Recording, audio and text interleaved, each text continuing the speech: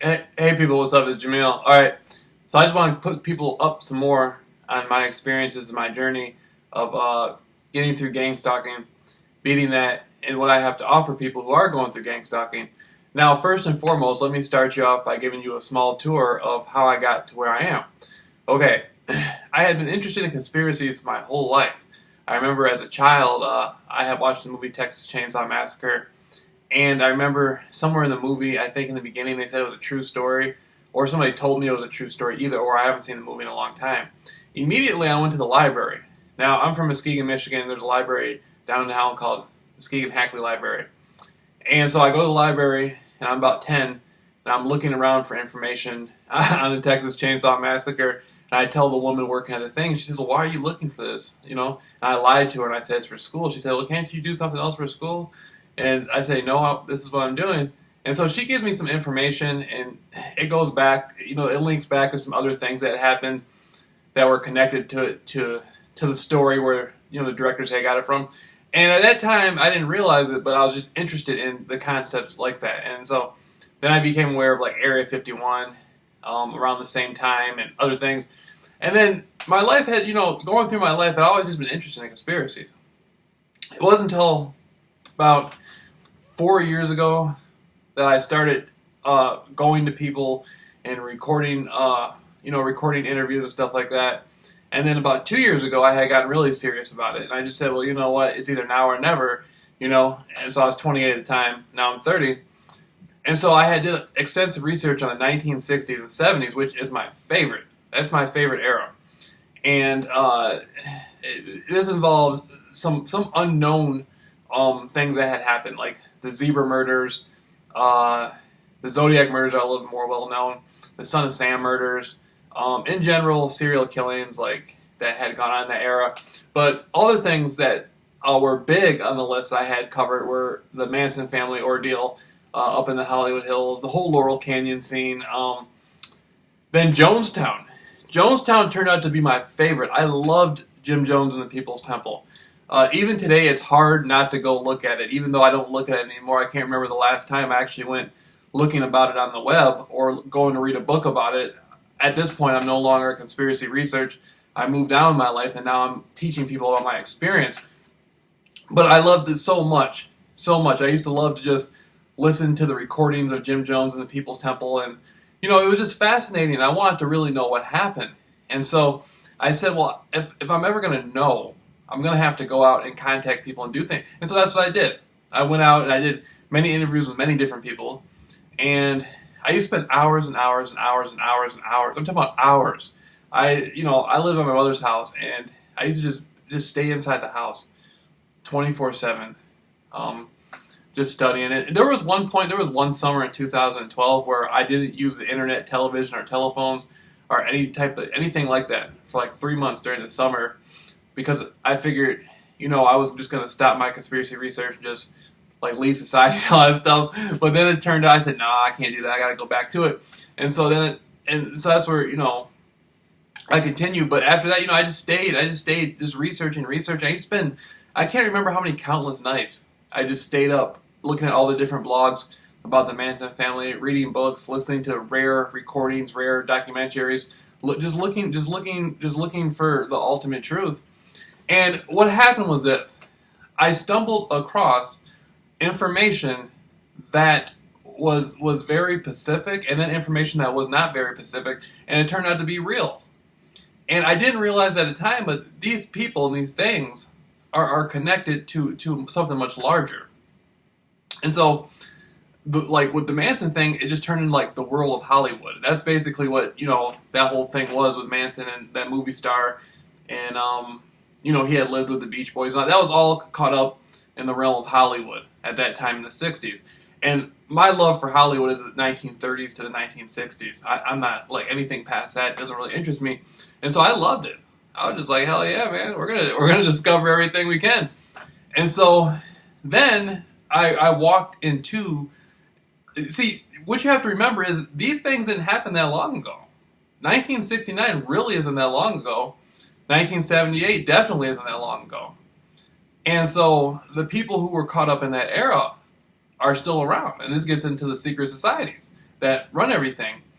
And so to the average person on YouTube, me just talking and talking and talking, they're not going to know what I'm talking about. Some guy on YouTube who's listening to my stuff, he's going to hear me talking, and he might even say this is interesting, but he's not going to know what I'm talking about. Only the people who are behind it all are going to know, because they're the ones doing it, that did it all. And so the ones who did it all, the secret societies, they knew what I was talking about. And then they said, wait a minute, this guy, well, he knows something. What does he know? And so it became a thing where I had came into the company of them. And this was the top people. This wasn't your local branch of the Rosicrucians or anything. This was real. This was the people who, this wasn't the Central Intelligence Agency. This was the people who run the Central Intelligence Agency. These were the people who put presidents inside the White House. These were the people who aren't in the Vatican, who own the Vatican. And they were very suspicious of me, but they didn't think I had the intellect to actually present it as such. And so I was put in a life-death situation, and I miraculously slipped out of it. At the last minute, for some reason, they had decided to just let him go. But it was very, very, very close, and I thank them for that to this day, to be honest. But and so getting past that, my life turned into gang stalking for a year. And, well, let me rephrase this. See, most Americans who go through public school system and stuff like that, they don't really know what's out there. When you think of World War II and you think of America beat the Nazis and all that stuff, that's not true. Those people still exist. They're still out there. And I had come to something much larger than, I got way more than I bargained for. I'll put it like that. And so then my life turned into, so I go through the whole Hollywood thing. And then I end up coming back, I end up coming back to my normal world in Michigan, and then I'm still out there running my mouth on the internet. So basically, these people are like, man, this guy didn't learn his lesson. We could have took him out, and he slipped out of that, and now he's still running his lips. We don't know put him in the gang stalking program. And so I did that for a year. Then I beat the gang stalking thing. Like right now, my goal is to just help people 110% no matter what, learn how to get out of it.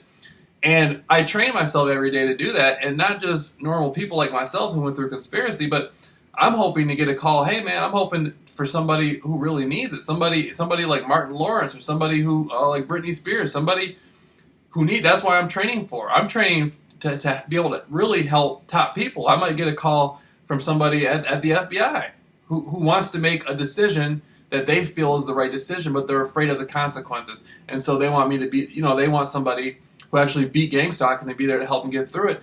Things like that happen every day.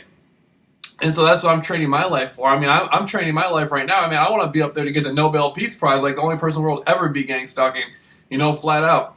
And so my life is on a completely positive path right now. And it all came from conspiracy research.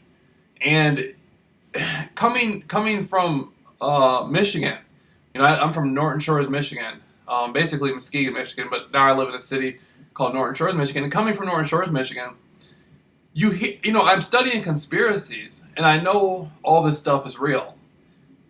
But it's not until you actually get around the people in the secret societies in person. It's not until you meet these people and you begin to get familiar with this stuff, and then you see, oh my God, I opened a door. All the hours I spent laboring to study this stuff, I opened a door that's real. This is real. This isn't about a YouTube video. This is about the real deal. I'm looking around and I'm like, my God, these are the people who run the motion picture industry. These are the people who put the president in the White House. These are the people, these people know who I am. We know each other now. And so my whole life changed. Everything changed. And then after the gang stalking thing, I said, my God, what am I going to do now? And so, as being groomed, in a sense, I've been groomed by these people. These people have groomed me spiritually, psychologically. Like, I talk to God every day. I'm working on my fitness right now. I'm working on my health. I'm working on I'm just out there to help people 24/7, and so I get emails now. Somebody emailed me, and they saw me with this little camera right here, walking around. There's a road right there, Old Grand Haven Road. I walk down the road and I film, talk to people and stuff like that. Sometimes I haven't done it, I haven't done it in a while now. But somebody emailed me and said, "Hey, how do I get started doing that? I'm being Gangstalk. I want to do what you did." You just take the camera out and do it. Just go up to people. I just tell them my story. Hey, I did a lot of conspiracy research. I ended up in Hollywood. Got into it with the secret societies and beat a life-death thing. Now I went through a year gangstalking, beat that. Now I'm just telling people my story, how they can do it. It's just a little camera recorder, and that's it. And then somebody else emailed me. They told me they had been in gangstalk since they were a child. That was pretty big to me. You mean it's been happening since you were a child? And so then there's somebody else who emailed me. And so now it's turning into a thing. I said I'm the only person willing to beat it. Now people are approaching me like that. Like people want help. And so in today's world, people don't just need answers. People need something real. And I'm looking to be on the internet. I want it to be somebody calls me. That's what I'm training. I'm not training to be some guy just talking about stuff. I want to be able to go to a corporation and be able to help the people there who are going through gang stalking. Because it's biggest in the corporate world. It's biggest in the corporate world. It's really a form of extortion, really. It's extreme intimidation and extortion. And I guess they use it on people to get what they want. And so, I'd like to be able to help people. I'd like to be able to help somebody in Congress who's going through it. I'd be able to, and I mean, to this day, I went to Phoenix not that long ago, and at the hotel I was at, I had and I'm not misleading anybody. This is for real. I had top Freemasons from London come there and study me in person the whole time I was there. I had real Nazis at the hotel there. Now, this is the Best Western. This is one step above a crackhead hotel. These people wanted to be around me in person. The things I had went out and did and the things I had went out and said, I had caused a lot of issues behind the scenes. That stuff I don't even know I'm familiar with. When you're dealing with the most powerful people in the world, they don't like some little guy from some state like Michigan to go and say all this stuff and cause all this trouble.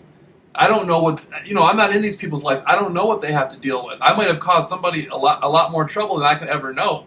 See what I'm saying? And so these people want to see, who is, and that was a pretty big deal to me. I'm like, my God, I got it like that. You know what I mean? We got it like that. Started from the bottom, now, you know what I'm saying? And so I was like, oh man, it's cool. And I'm out by the pool. I'll be out by the pool hanging out with them, drinking coffee and stuff at the hotel, drinking coffee, hanging out at the pool, all that, having fun.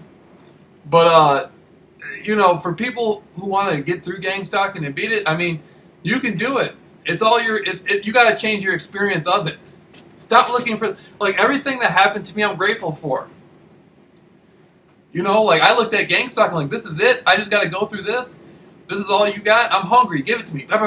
This is all you got. If I can get through this, if I can spiritually and psychologically get through this, then I beat it, no matter what, 110%. And so that's what happened. And so I just want to help people learn about that. You can get through it no matter what. And so, just contact me. Just contact me, JAMEEL RAWLS versus gang stalking at Gmail, and I'll help you get through it no matter what. Damn it, we're in a storm right now, so I'm gonna turn this off in case the power goes out.